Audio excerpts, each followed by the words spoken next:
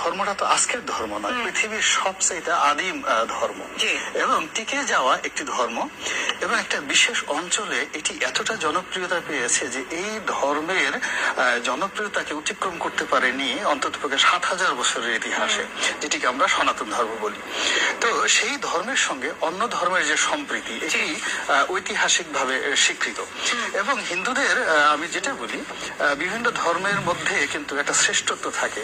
যেমন খ্রিস্টানরা বলার চেষ্টা করে আমরা হলাম এই ব্যাপারে শ্রেষ্ঠ, এবং ইহুদিরা বলে আমরা হলাম না। কিন্তু হিন্দুদের একটা ব্যাপার, যেটা আসলে হিন্দু যে ধর্মটা আসলে হিন্দু ধর্ম না, এটা সনাতন ধর্ম আমরা বলি, বা এটার কোনো ব্যাপার না।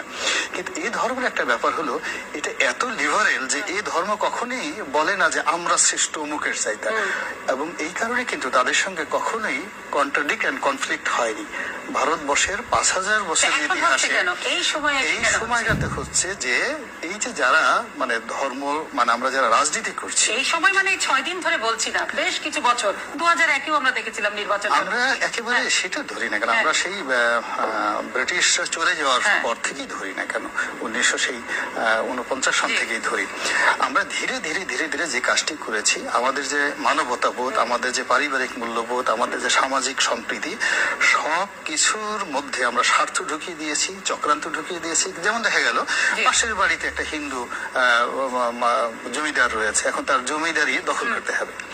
হিন্দু একটা দরিদ্র মানুষ রয়েছে, তার ঘরে একটা সুন্দরী মেয়ে রয়েছে, পাশে একটা সুন্দর সে শক্তিশালী লোক রয়েছে, এখন তাকে সেই যুবতীর প্রতি তার শক্তি প্রয়োগ করতে হবে। সবলের অত্যাচার বাস্তব জীবন থেকে সিনেমার চিত্র।